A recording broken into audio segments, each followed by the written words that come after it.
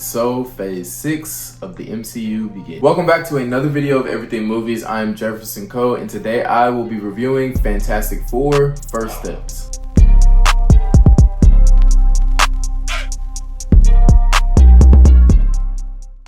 Famous around the world, please welcome the Fantastic Four.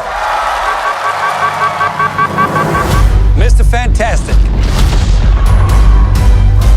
Invisible Woman. Before I get into the review, don't forget to drop the like and subscribe to support the channel. Alright, so Fantastic Four: First Steps is directed by Shakman, and it stars Pedro Pascal as Reed Richards, Vanessa Kirby as Sue Storm, Ebon Bachrach as Ben Grimm, and Joseph Quinn as Johnny Storm. And I will say that this cast, at first I was a little iffy about it, but they did really good throughout this movie. I remember when they first announced this cast, I was like, I don't see the family dynamic, but I wasn't really like, I wasn't like trying to push their performance off to the side. Like I knew that they had been casted for a reason, and now I can see it in this movie. Like, yeah, no, they really brought out the family aspect of this team, and I'm very happy with the Fantastic Four that we have in the MCU now. And now this movie follows this family basically, and they've been superheroes for some time. It's been 4 years since their bodies have been mutated with the cosmic force. Everyone knows how they already got their powers, and Marvel kind of just speeds us up to the background of them. In the first few minutes of the movie, they kind of have a little montage, and the news reporters kind of explaining how the Fantastic Four came to be. I really like how they did that, because now we know that the movie is not an origin story, a new story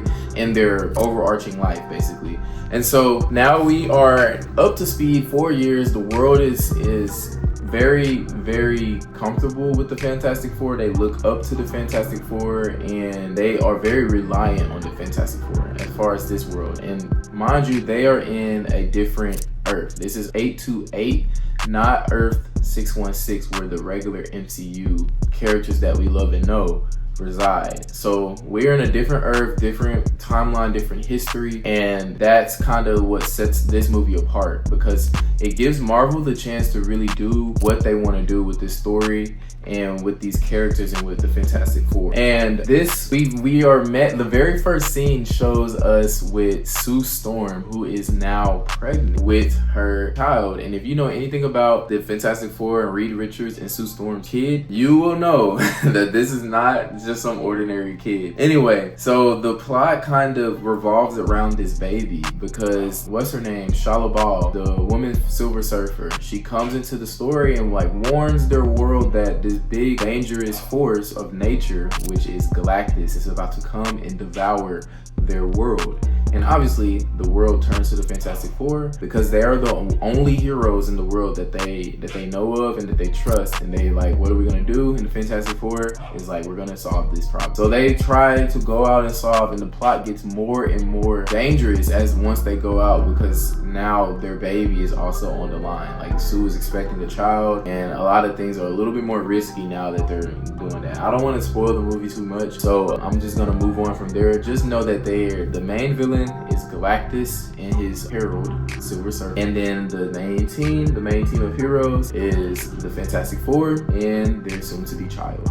Okay, so that is basically the entire plot. And I would like to say, going into my overall thoughts of the movie, I think this movie was a really good start to phase 6, because it sets us up for what's to come within the rest of the MCU. We all know that Avengers Doomsday is like the next Avengers film, and we know that they're going to be fighting Doom, and Doom is directly connected to the Fantastic Four, because originally Doom was a Fantastic Four villain. So everyone was expecting Doom in some type of way to be referenced or just anything within this movie. And I will say that his presence was noticeable in many parts throughout the film, and I'm just excited for that. And another thing that I really liked about this movie is how different that it felt, because this one, although it is a superhero movie, but to me, I really forgot that I was watching a Marvel movie. Like, it felt more like a sci-fi film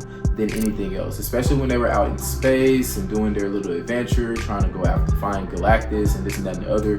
That really truly felt like a sci-fi adventure, and I thought it was pretty fun. Like, the fact that my mind could detach this film from the MCU and just watch this film as what it was, I thought that was really cool. And I think Marvel is getting really good at making movies feel different, because I know that's something that James Gunn was talking about, his DCU, his new DCU, that he wants to make sure that all the films feel different. Marvel has honestly been doing that for the past few years, and I think like Thunderbolts was really different. Like, it was not a typical superhero movie, and like I said in my review, I really liked how they focused on the mental health aspect of things. And then we have this movie, which felt like a sci-fi movie. On top of that, it was also a family film, and there was a big boss fight at the end, just like it was in like Thunderbolts. Kinda, both of these were like kinda big boss fights, but to me, essentially, they did both feel like Marvel films, but it just had, I don't know what it is, it was just like a different feel for each movie.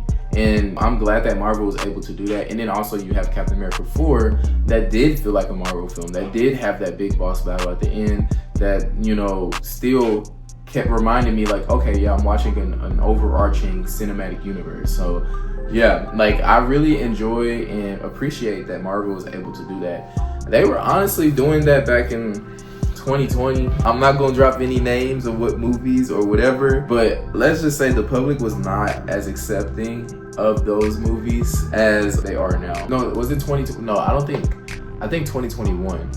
Because 2020 was the one year, I believe, that Marvel didn't actually release any. But 2021, around that time, was when movies were like, in my opinion, I think they were having different feelings, and I think the public was just not here for it.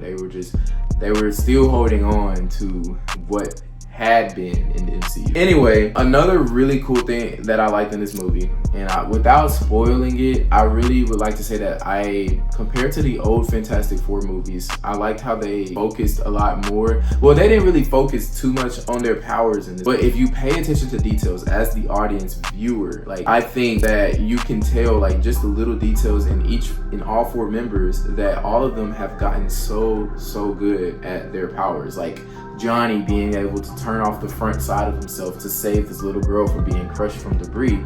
I did not know he could, well, I knew he could do that, but I'm just sitting here like, wow, he has a lot of control over his powers, because we're so used to seeing older Fantastic Four movies where they're first getting their powers and they're like trying to learn, like, oh man, I can't turn it off.